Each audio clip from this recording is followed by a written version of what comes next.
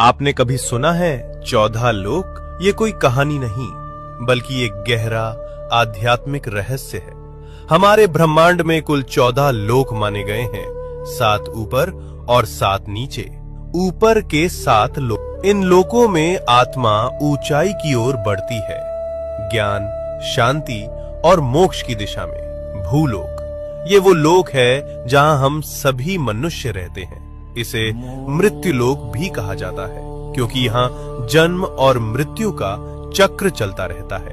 भूवर लोक, ये लोक भूलोक और स्वर्ग लोक के बीच स्थित है। ये ऊर्जा रूपों का क्षेत्र है जो भौतिक और दिव्य लोकों को जोड़ता है। स्वर्ग लोक, देवताओं का लोक, जहां इंद्र और अन्य देवता निवास करते हैं। अच्छे कर्म करने वालों को मृत्यु के बाद इसी लोक में स्थान मिलता है, जहां सुख, संपत्ति और आनंद की अनुभूति होती है।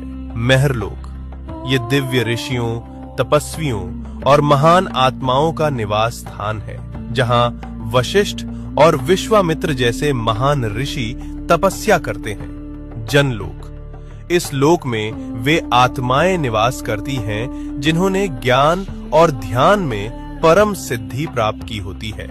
यहाँ के वासी ब्रह्मा जी की लीलाओं में लीन रहते हैं। तपलोक, अत्यंत शक्तिशाली तपस्वियों का स्थान, जो शरीर से परे केवल चेतना में स्थित होते हैं। ब्रह्मलोक, यह है अंतिम लक्ष्य है, जहाँ केवल सत्य है, मोक्ष है और ईश्वर का साक्षात्कार होता है। इन ऊर्ध्व लोकों में आत्मा का जाना मतलब है धीरे धीरे शुद्ध और जागरूक होना। अब बात करते हैं नीचे के 7 लोकों की।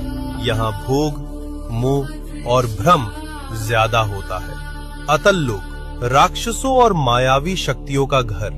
वितल लोक, जहाँ कामनाएं और भोग हावी रहते हैं। सुतल लोक, राजा बलि का लोक। वे दानवीर थे, लेकिन उनमें अहंकार भी था। रसातल लोक, जहाँ भ्रम, लालच और अज्ञान का घना अंधेरा है। तालातल लोक, छल, धोखा और झूठ से भरा हुआ लोक। महातल लोक, जहां अंधकार और अहंकार का बोलबाला है। पाताल लोक, सबसे नीचे का लोक, तामसिक ऊर्जा और इच्छाओं का केंद्र। लेकिन इन सब का मतलब सिर्फ बाहरी दुनिया नहीं है। ये 7 लोक हमारे भीतर की नकारात्मक सोच और कमजोरियों का प्रतीक हैं। तो जब हम सच्चाई, भक्ति और सेवा में लगते हैं, हम ऊपर के लोकों से जुड़ते हैं, और जब हम लालच, मोह और गुस्से में फंसते हैं, हम नीचे गिरते हैं। सोच बदलो, लोक बदल जाएगा।